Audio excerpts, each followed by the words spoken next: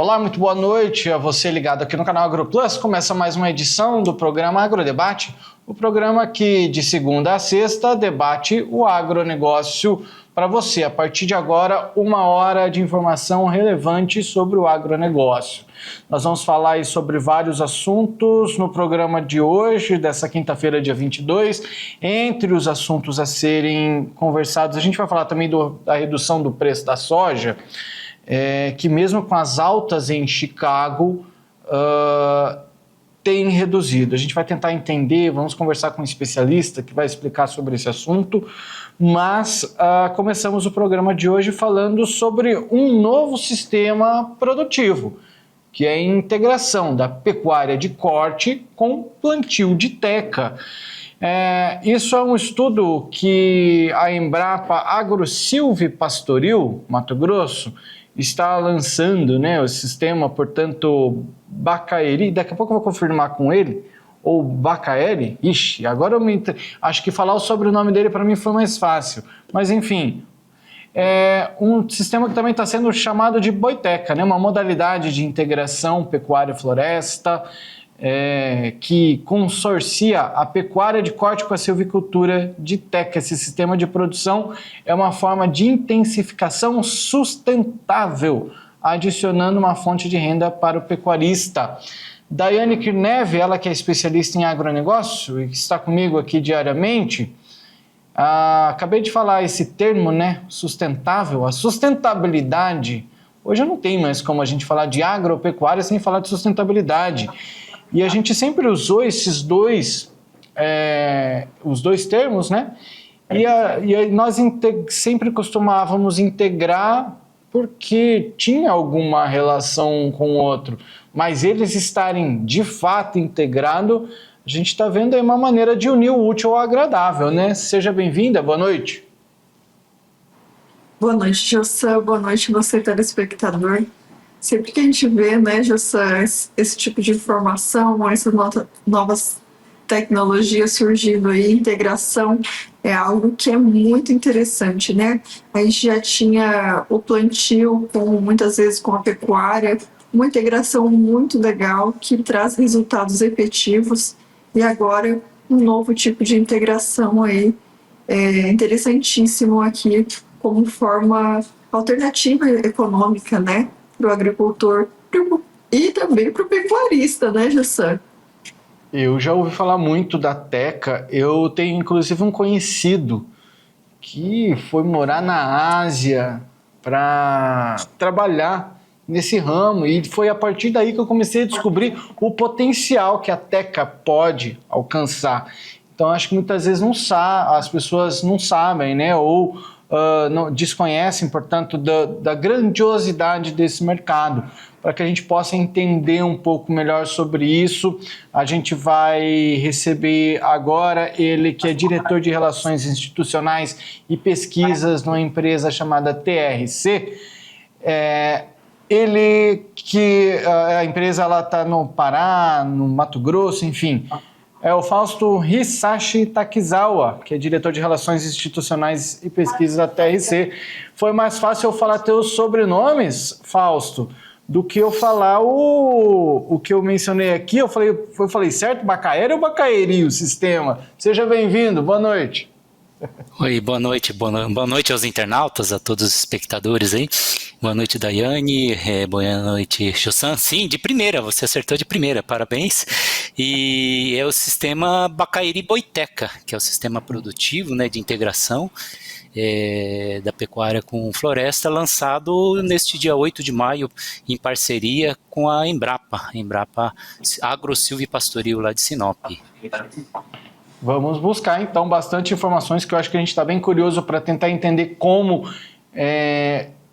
que foi pensado, como que se chegou a essa conclusão. Então, eu vou fazer o convite aos nossos amigos telespectadores. Vamos debater o agronegócio?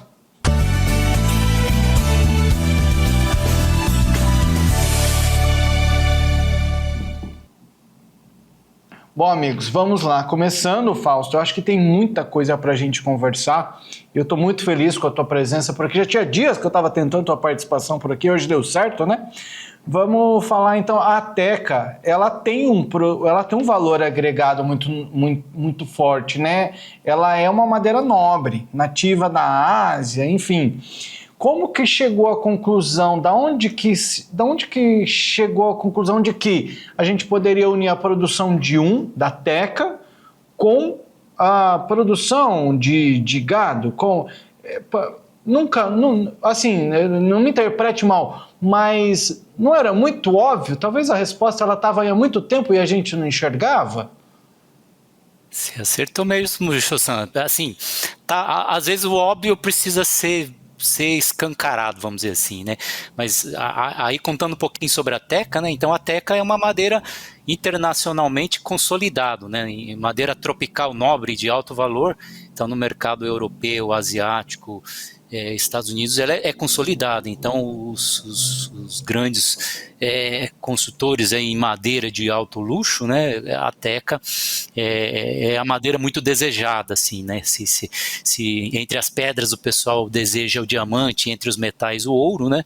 Na madeira é a teca o símbolo de desejo aí de alto valor. Então é uma madeira muito tradicional na cultura asiática e de alto valor na Europa, né? Então ela ganhou fama em função dessa alta qualidade, né? Na construção de veleiros, barcos, né? Barcos para as grandes navegações na Idade Média. Ela conquistou mundos e mares e conquistou muitos apaixonados pela beleza e durabilidade da madeira. Então e o melhor, né? Ela se tornou de fácil cultivo. Então ela é cultivada em mais de 70 países, né, do mundo inteiro, e ela se construiu com toda essa reputação, né, não só na madeira, mas na forma de cultivo, né, e até então, o Brasil, a teca está aqui há 50 anos, né? Só que pelo pouco, e você imagina que a teca leva 20 anos para produzir, mas em 50 anos o Brasil tornou-se referência na tecnologia de produção dessa madeira, né? Muito a exemplo do expertise que os vários engenheiros aí adotou no eucalipto, a gente também praticou na teca, né? Então hoje o Brasil se construiu em plantio puro, a gente fala, né, o pessoal do agro fala plantio solteiro, né, o plantio solteiro de teca até então era o grande impulsionador aí da produção, né. Hoje o Brasil é o segundo maior exportador de madeira de teca plantada no mundo, né, só para você ter uma ideia da dimensão do Brasil nesse cultivo especificamente, né. E como é que surgiu o Silvio Pastoril, né, porque até então os grandes fundos de investimentos, mesmo os produtores florestais, investindo na teca, investia plantando puro, né? Então era 1.000 árvores por hectare, 800 árvores por hectare, somente teca, exclusivamente teca, né? Plantio solteiro, e 20 anos, né? Você imagine você ter um pedacinho da tua terra lá, 20 anos exclusivamente para teca. E com a diversidade hoje, né, de recurso e dinheiro e o que se passa em 20 anos, poxa, aí veio a dificuldade de manter os estoques de floresta de teca. Então, você cortar uma floresta de 20, ter que replantar tudo novamente e plantar, esperar mais 20 anos para dar receita. Aí que veio assim, poxa, estamos dormindo com cachimbo na mão, na boca ali. Poxa, o Mato Grosso tem a maior área de pecuária, né, do Brasil, uma das maiores áreas, é o maior produtor de rebanho bovino, e a pecuária sofre muita diversidade, né, de preço, de situações climáticas e tudo mais, e com todo o seu compromisso de sustentabilidade que a pecuária passa, né, e outro componente, né, a grandiosidade em extensão de pasto degradado, né, precisando ser recuperado. Então juntou a fome com a vontade de comer, assim. Então os produtores de teca que plantam teca de forma solteira, também, você imagina investir em terra para esperar daqui 20 anos para a conta se pagar, tem que ter muita programação no fluxo de caixa. Então falou, poxa, vamos fazer parceria com o pecuarista, alivia o investimento em terra, o pecuarista já tem a terra, muitos dos pecuaristas também sofrem pela diversidade do cultivo da pecuária, né, ou pastos em vias de degradação. Então a gente viu nessa oportunidade dessa parceria, né, do Silvio Pastoril, uma cultura com a tecnologia já em consolidação, o mercado sólido de exportação, o cenário de teca no mercado internacional, que desde um pouco antes da pandemia, em termos de mundo, corta-se muito mais teca do que se planta.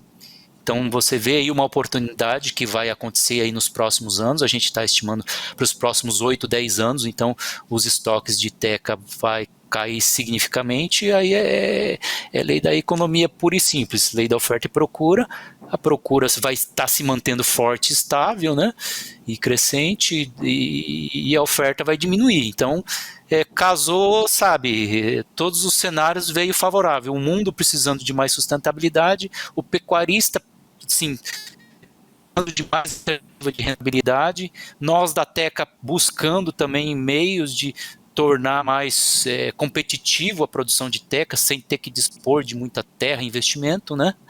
Então aí, assim, a TRC lançou lá o projeto de parceria Boiteca com o pecuarista, né?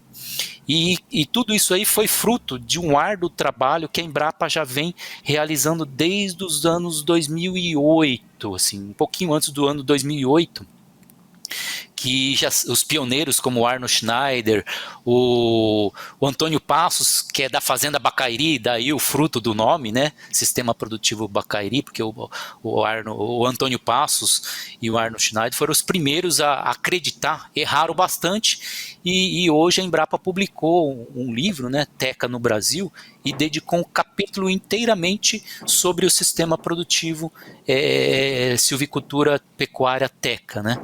Então isso nos deu muita segurança no sistema produtivo, na tecnologia. O mercado da madeira nós já conhecemos, né, desde 1994, que a empresa TRC está aí no mercado, então isso trouxe toda uma solidez para a gente, solidez na tecnologia do sistema de integração e o mercado com toda essa leitura que passei aí para vocês. Então, foi uma soma de fatores, os astros assim se uniram, mostrando que acho que é uma das bolas da vez aí esse sistema de integração. E o pecuarista, no caso da parceria com a TRC, né, o pecuarista ele é um parceiro que no componente florestal, ele praticamente custo zero para ele, né? O custo zero. Então, todo o investimento no plantio, no manejo, na colheita, em todo o cuidado da floresta, então o pecuário é tudo por conta, nessa parceria do Boiteca, tudo por conta da TRC, né?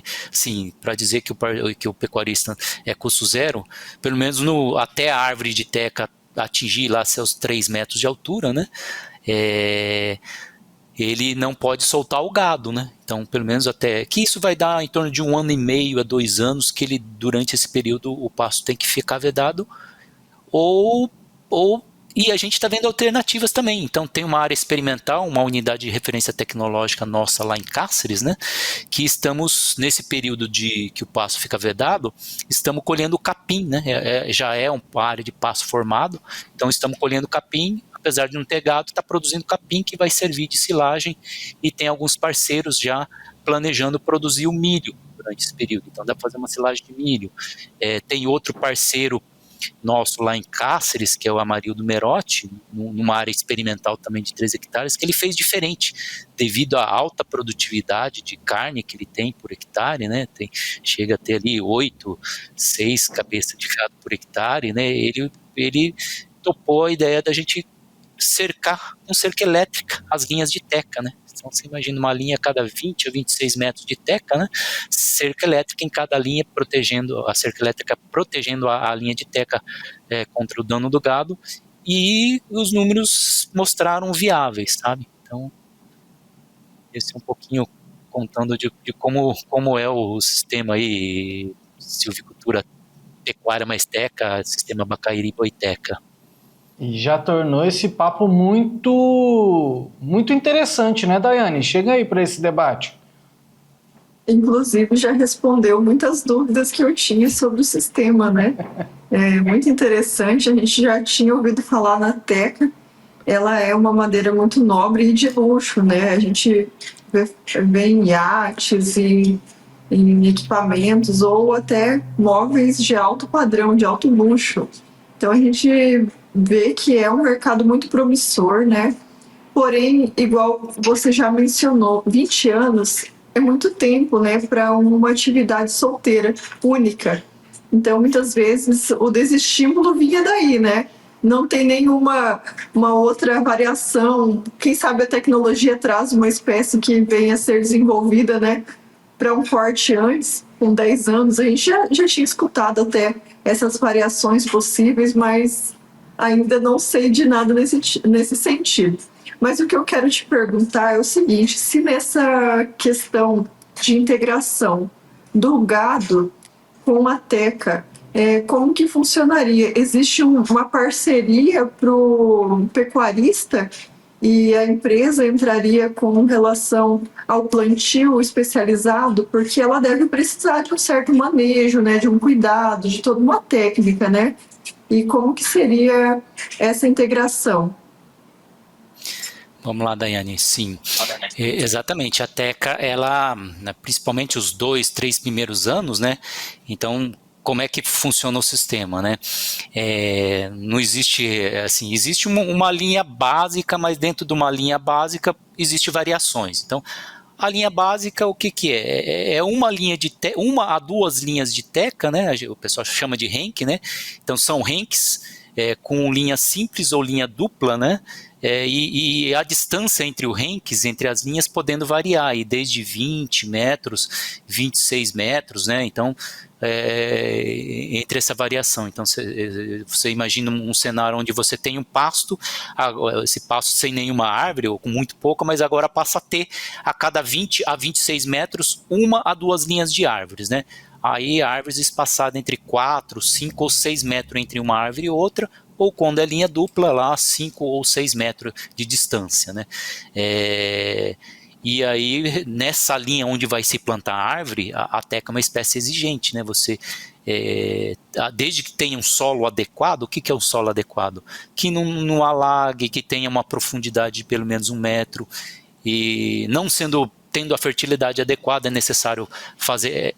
É uma cultura agrícola, só que de árvore, né? Você imagina, mesma coisa, precisa lá preparar a linha do plantio da teca, precisa receber uma subsolagem em alguns casos, né? Aplicação de calcário, gesso, fósforo, nitrogênio, potássio. Vai adubo, sim, a árvore precisa de adubo. Então você aduba, planta as árvores, né, espaçada lá entre 4, 5 ou 6 metros entre árvores, e você, durante o primeiro ano, a árvore precisa, o capim, por exemplo, não abafa a teca. Então, pelo menos uma faixa de 1 metro de cada lado da árvore, você tem que manter ela sem o capim crescendo no pé da árvore, né? Pelo menos nesse primeiro ano aí. E depois que a teca fica mais alta que o capim, aí não tem problema o capim crescer até no pé da árvore. Então, esses cuidados são essenciais. A teca solta muito galho, então você tem um trabalho de poda muito intenso, né? Então, a poda é a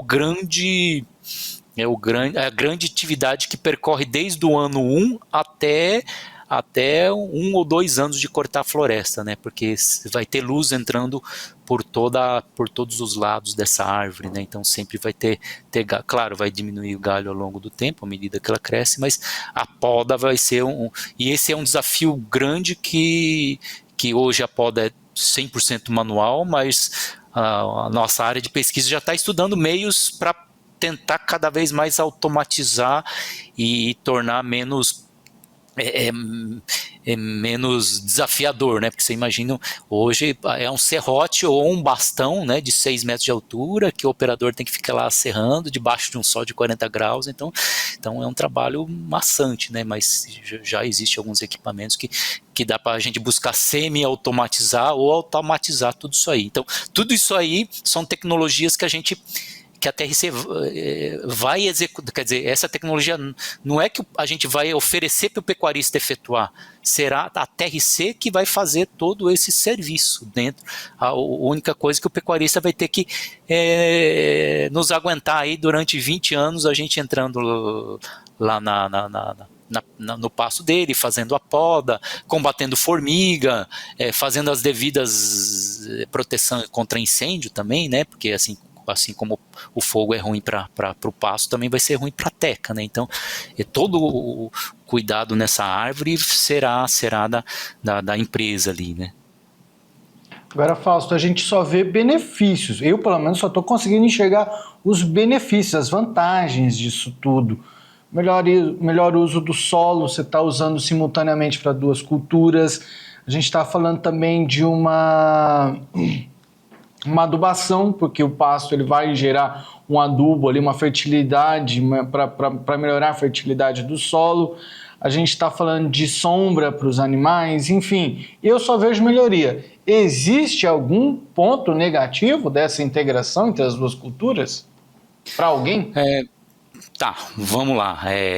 Aí complementando melhoria. Bom, eu sou suspeito de falar porque, mas aí para todos ficam aqui a dica, né? Se vocês derem um Google lá, né? Teca no Brasil, Embrapa, lá tem um capítulo inteiramente dedicado sobre sistema silvopastoril de teca, né? Então lá tem as informações técnicas, então brincando aí, fazendo uma brincadeira que não me deixa mentir sozinho, né?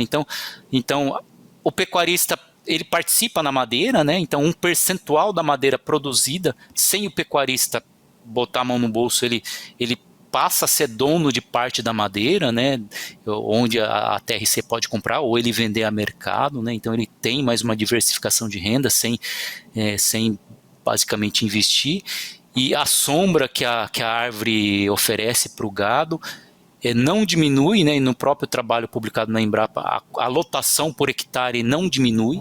Então, de fato, é uma adição de renda, ele não está substituindo, não é que ele vai ter 2 cabeças a menos por hectare, ele vai manter a mesma cabeça por hectare, talvez até produzindo de forma, oferecendo um bem-estar melhor.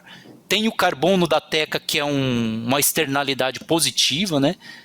Quem sabe pode ter um crédito, né, nesse carbono, não está na nossa conta, mas são externalidade positiva. O tal do bem-estar animal com sombra, um ambiente mais agradável. Já tive relato de algum pecuarista que já plantou teca. A árvore serve de quebra-vento, né, então o vento tem o poder de secamento muito grande na pastagem, ele faz evaporar muito mais rápido a água do sistema, então a teca protege, sabe, de perca de água no sistema. Isso já escutei de relato de 2 pecuaristas, né, que ele está vendo o pasto mais verde nesse período que começa a diminuir as chuvas, né, então aí a sua pergunta, né, Cho-san, poxa, mas qual seria, assim, o lado negativo ali, né, sim, não sei se é negativo, mas não é que é negativo, mas é a paciência, ele tem que exercitar a paciência e pensar nas futuras gerações, dependendo da idade do pecuarista, né? Então, é o tempo, né? O tempo, se fazendo toda a receita certa do ponto de vista técnico, então, você imagina que eu já estou trabalhando nessa empresa já faz 29 anos, né? Então, 29 anos, o mercado era bem mais, a cadeia produtiva era bem mais, menos avançado, e a cada vez que a gente aumenta o estoque de madeira, a cadeia produtiva da teca, e o Brasil torna-se cada vez mais protagonista, né? Então, se 20 anos atrás era bem mais primitiva a cadeia, hoje já tem um certo avanço, precisa melhorar a industrialização, então se a gente manter nesse mesmo ritmo, você imagina daqui 20 anos, então eu acho que o grande senão é o tempo que o pecuarista tem que exercitar, não é cultura nossa, investimento a longo prazo, então justamente é um verdadeiro plano de previdência, uma poupança a longo prazo para o pecuarista, para a família do pecuarista, né? E também outra questão, como são 20 anos, né? Eu até fiz uma brincadeira, tem casamento que não dura 20 anos, né? Então a nossa relação com o pecuarista é uma relação de um verdadeiro casamento, né? É um casamento.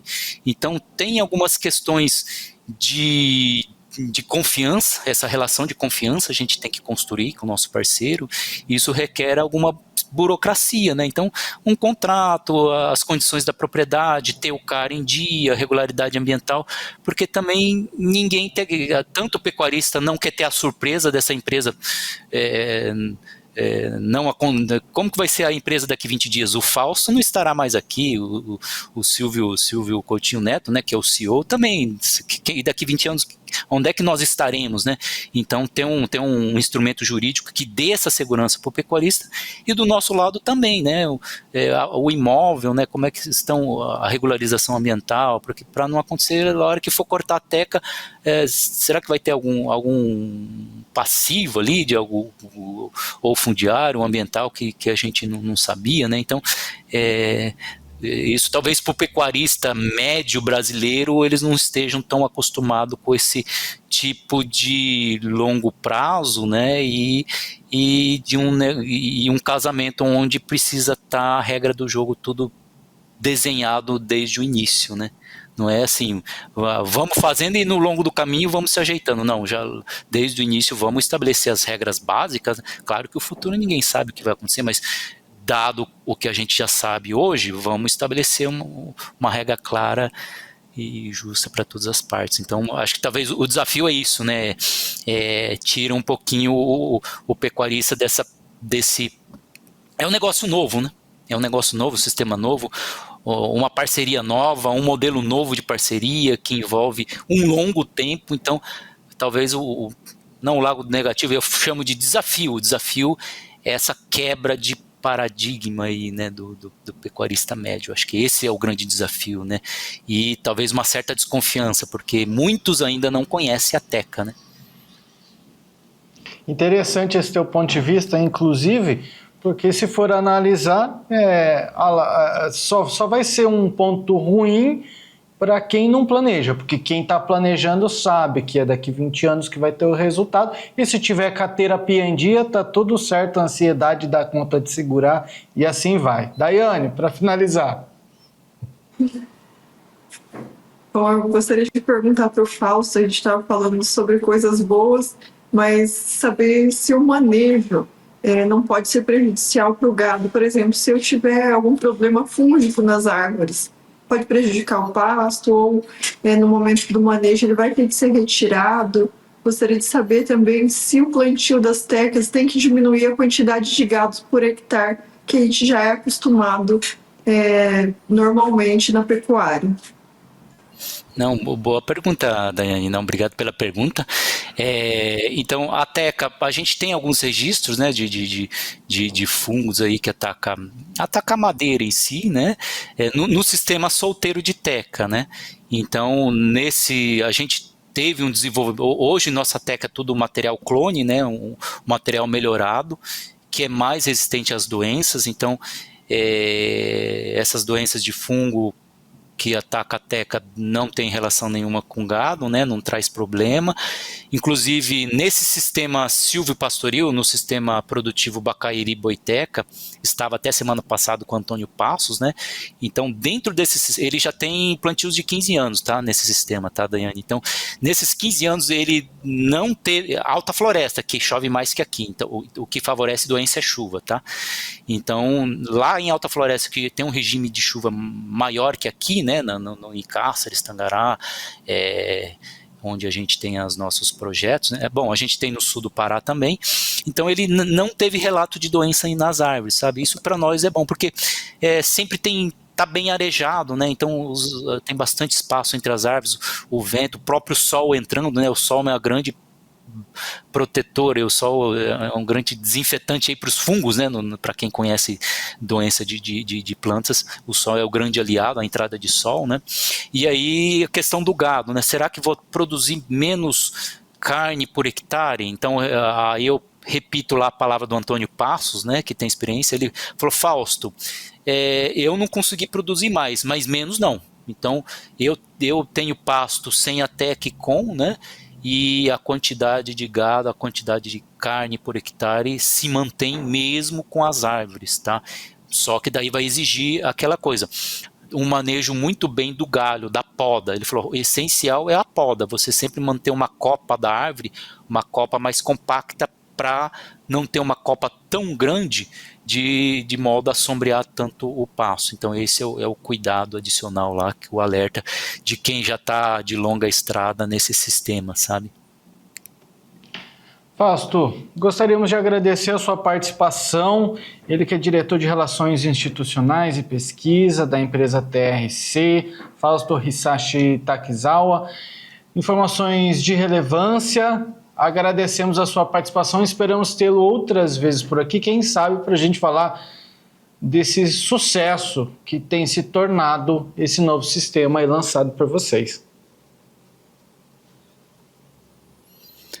Valeu, muito obrigado, Jossan, Daiane, um abraço, boa noite para todos.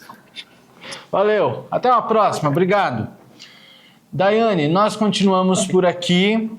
No próximo bloco, inclusive, a gente vai falar da redução do preço da soja, mesmo com as altas em Chicago. Tem um especialista que vai conversar conosco. A pausa é rápida, a gente volta já.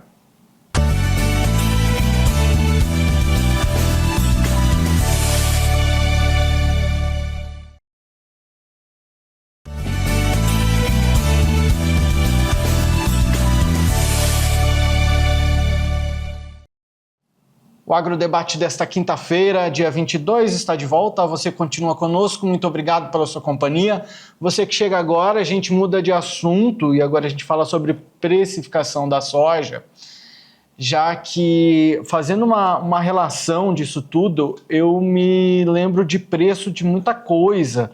Eu acho que a nossa conversa nesse bloco vai girar em torno disso, igual a gente sempre fala de Petrobras. Daqui a pouco eu vou perguntar para o nosso convidado se a minha linha de pensamento faz sentido, mas às vezes a gente vê os preços na Petrobras, que a Petrobras anuncia uma diminuição no preço do combustível. Opa, vamos ver o preço menor na bomba? Às vezes a gente não consegue enxergar isso, né? E isso fica engraçado até. E por que não acontecer isso no mercado da soja? O mercado da soja ele é controlado a precificação da soja, né? Ela acontece basicamente em Chicago, que reflete o mercado global. E aí, com isso, na semana passada houve uma grande oscilação de preços em Chicago. E aí, às vezes a gente não vê, o produtor rural não vê esse resultado na ponta. Para a gente continuar essa conversa, eu chamo de volta aqui minha amiga Daiane Kirneves, especialista em agronegócio. Daiane, chega a ser engraçado, né, às vezes, esse ponto de vista, né? Justo, é interessante, né? Porque Chicago semana passada mesmo, estava em alta, e a gente não viu esses preços acompanharem o mercado brasileiro, pelo menos aqui pra gente, eu não vi nenhuma alteração significativa. Então a gente fica se questionando, né? Nós até conhecemos o mercado, mas não somos especialistas para saber por que não está chegando no bolso do produtor esses valores. Então, para a gente tentar entender um pouco melhor sobre isso, a gente está trazendo hoje aqui ele que é consultor da Acreage, o Victor Oliveira.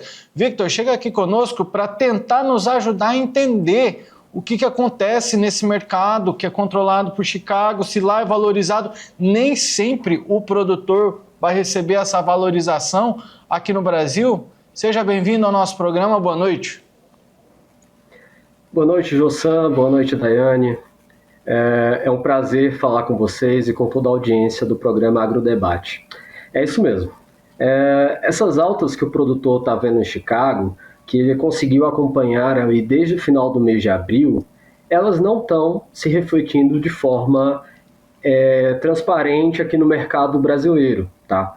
E a gente tem vários fatores que podem estar por trás dessa divergência de movimentos entre o que acontece na Bolsa de Chicago e o que acontece no mercado aqui, no preço que vai para o nosso produtor rural.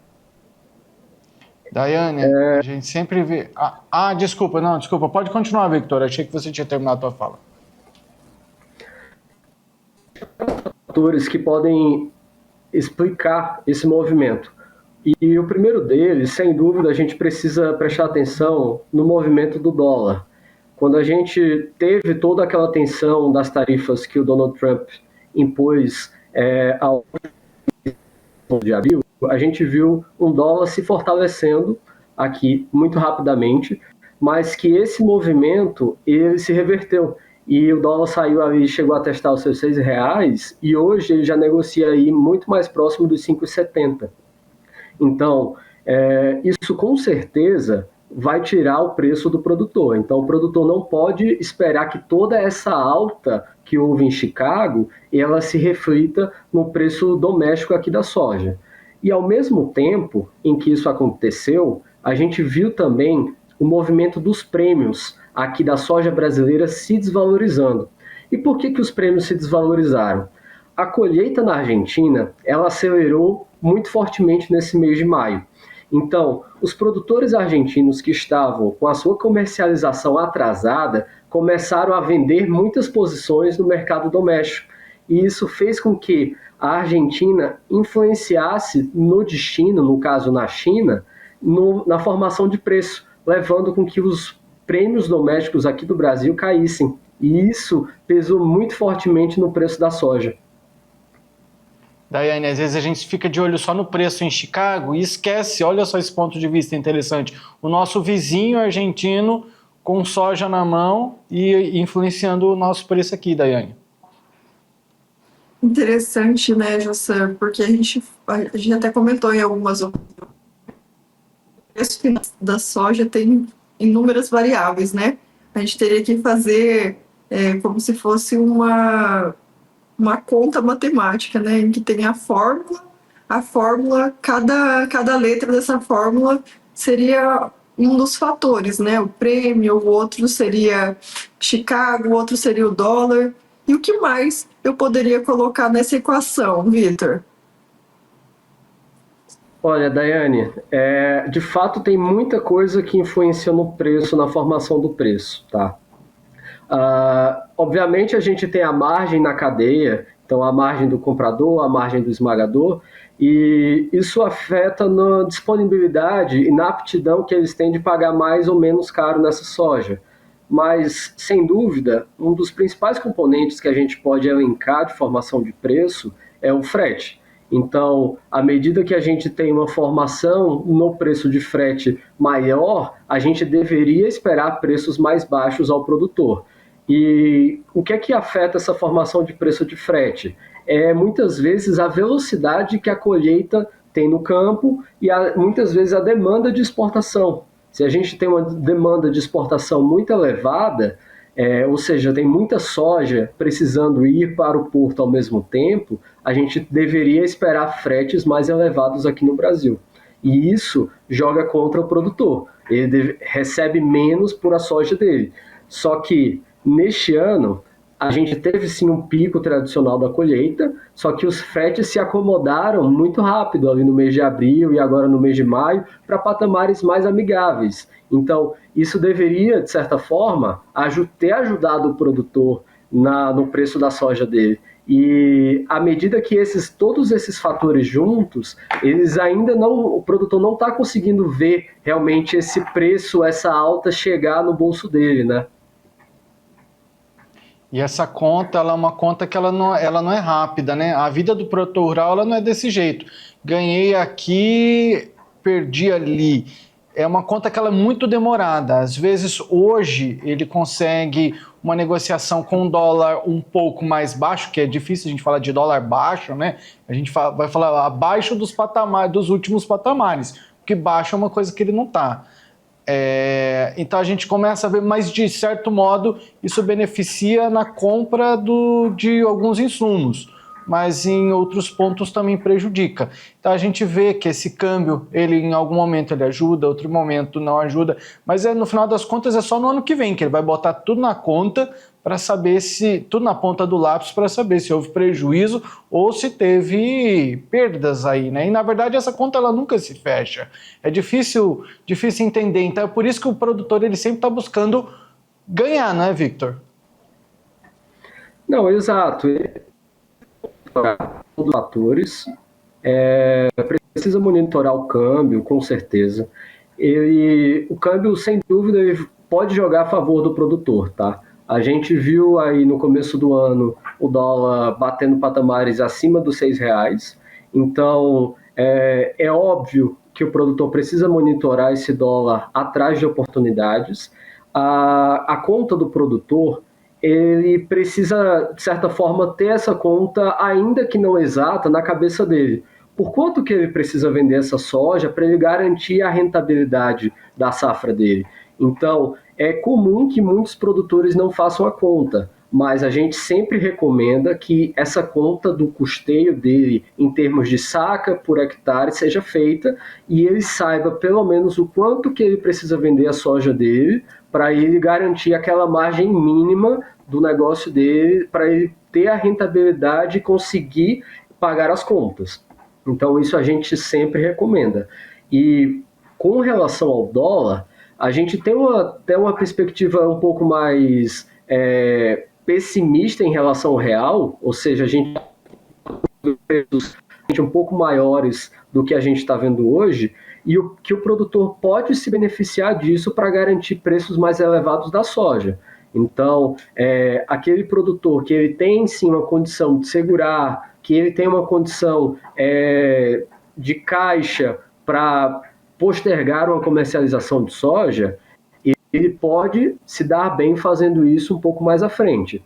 A gente tem fatores de volatilidade aí no mercado, a gente tem uma série de componentes que podem jogar a favor dele nesse segundo semestre. Então, esse é um fator que o produtor precisa estar prestando atenção, mas ele só pode fazer isso com o custeio dele definido e com as contas na ponta do lápis para que ele consiga saber a que preço de soja ele precisa vender. Porque senão ele pode se desorganizar e não conseguir estar apto para capturar essas oportunidades.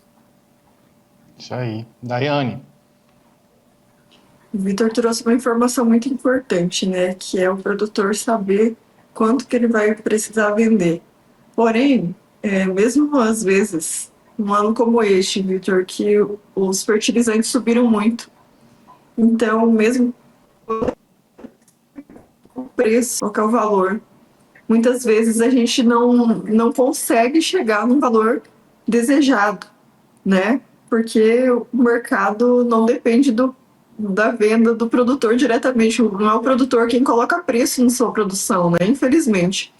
Mas o que eu ia pedir para você é que se existem algumas ferramentas que possam garantir uma venda segura, de alta ou de baixa, para que o produtor possa estar utilizando para ter uma segurança maior com relação a essa venda, para conseguir um valor médio possível para ele conseguir garantir aí um preço melhor. É excelente, tá, Daiane, a sua pergunta, e essa é a minha missão principal, é buscar realmente que o produtor ele acerte uma estrutura que permita com que ele consiga ter uma segurança ao comercializar a sua safra e, ao mesmo tempo, ele consiga participar das potenciais ganhos de mercado. O que a gente ressalta é que hoje estamos no momento em que Chicago está em alta, só que essa alta está muito associada com o movimento dos biocombustíveis e com a política de biocombustíveis nos Estados Unidos. Então, a gente ainda não tem uma definição de como que essa política ela vai de fato acontecer. Existem conversas e rumores circulando no mercado e hoje Chicago no patamar dos $10,60 ou talvez um pouco acima, ele negocia um patamar que reflete uma expectativa que haja um desfecho favorável na questão das políticas de biocombustíveis nos Estados Unidos, dos mandatos. Então, caso isso não se realize, não se materialize, a gente pode ver uma correção mais forte em Chicago. E Chicago voltando, de repente, a testar os patamares dos $10 e perdendo aí talvez esses 50, 60 centavos. Então, nesse momento, o que a gente recomenda é que o faça, pelo menos ele tenha um seguro de baixa, caso ele venha efetuar uma comercialização, porque de fato é arriscado que em determinado momento esse Chicago volte de repente a testar esses patamares, como eu falei antes. E ao mesmo tempo, a gente pode ser que esse cenário de volatilidade e incerteza climática, ele também adiciona risco de alta para a cotação. Então, ao mesmo tempo que a gente trava um seguro de baixa para garantir aquele patamar mínimo, a gente precisa também adicionar uma participação de alta caso Chicago, por algum motivo climático, ele exceda muito a expectativa do mercado. Então, caso Chicago suba além dos $11, a gente precisa ter uma participação, sim, para garantir que haja uma equivalência na participação do produtor com esse cenário, que ele não saia simplesmente de mãos vazias quando a soja dele sobe, né? Então, por isso que a gente precisa ter uma estratégia que englobe tanto os riscos de baixa quanto os riscos de alta. Ô Victor, uma coisa que influencia muito também, a gente já conversou por aqui em outros programas com a Daiane, seu Bianco que participa com a gente também por aqui, sobre especulação de mercado. Isso também pode afetar muito o preço, só o fato de se especular. Então eu queria perguntar para você se os dados que são passados pela USDA ou USDA, na sua opinião, se eles são confiáveis, mas eu vou deixar a tua resposta para o próximo bloco. Eu quero fazer o nosso último intervalo comercial de hoje, eu quero ver se nós vamos ter polêmica hoje aqui ou não. Quero ouvir a tua opinião. O intervalo é rápido, a gente volta já.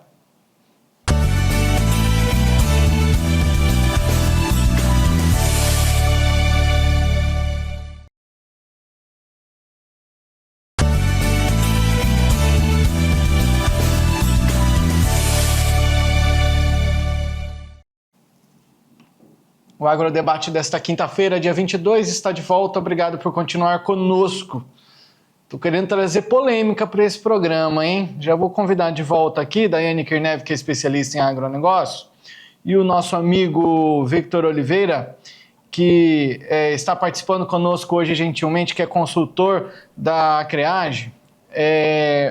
Ô Victor, no bloco anterior eu fiz uma pergunta para você que eu acho que pode ser polêmica. A pergunta é polêmica. Quero ver a tua resposta. A gente depende de confiar em dados que são nos passados. Principalmente a USDA, ela nos passa dados deles que podem ser especulatórios, assim como eles também projetam dados brasileiros e de outras localidades também. Assim como a China faz, e nós conversamos diariamente por aqui, que a China, eles são ótimos negociadores, são ótimos em negociar, mas nem sempre a gente pode acreditar nessas informações. A minha pergunta para você não sei se eu vou te colocar demais contra a parede, mas são dados que a gente pode confiar? São dados confiáveis? Ou uma hora ou outra a gente deve acender o alerta e falar assim, epa, cuidado com essa informação. Olha, Jossan, então é muito comum que a gente veja os produtores rurais desconfiados desses dados. Isso é um debate que vem desde sempre no mercado. Até que ponto a gente pode e deve realmente confiar nos números do USDA? O que eu posso dizer, na minha experiência, é que principalmente quando a gente já se aproxima do final da safra, ou seja, que a safra já foi colhida, já foi esmagada, já foi exportada, não há motivo para a gente desconfiar dos números do USDA, certo? Então, nesse ponto, são métricas que eles trazem muito mais o papel de agregar os dados que foram realizados do que, de fato, fazer suas projeções. Agora, o produtor ele precisa entender, muitas vezes, o que é que aquela métrica, o que é que aquela projeção que o USDA está fazendo, o que é que ela significa e como que ela é formada. Por exemplo, hoje a gente vê que o USDA já divulgou no seu último relatório de oferta e demanda as suas projeções para a safra 6. E nessas projeções, ele projeta uma produtividade baseada na tendência. Ou seja, obviamente a safra americana não foi plantada na integralidade ainda. E o que é que significa a gente falar que a projeção de produtividade ela está baseada na tendência? Eles fazem uma projeção, eles fazem um estudo estatístico e pegam como que essa tendência evolui ao longo do tempo. Então, eles usam isso para projetar. É um modelo matemático que não reflete necessariamente a observação de campo.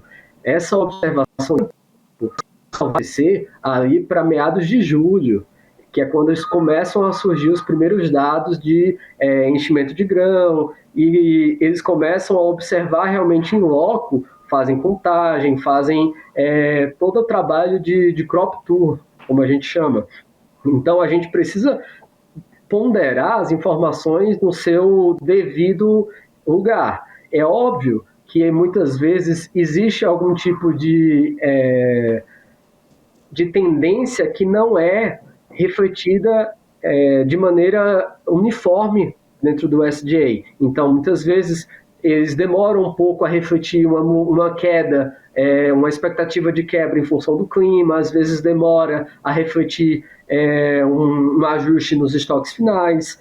Isso é normal, isso vai trazer volatilidade. Só que a gente tem que pensar que no frigir dos ovos não vai mudar a realidade quando a gente terminar a colheita. Obviamente forma preço em determinado momento, mas a gente acredita que esses efeitos eles vão se dissipando à medida que a colheita ela realmente se encerra, à medida que as exportações vão acontecendo. Então, é um trabalho que ele, pela natureza dele, ele é imperfeito, mas eu não coloco que a gente deveria ter motivos para desacreditar de uma instituição que é séria de maneira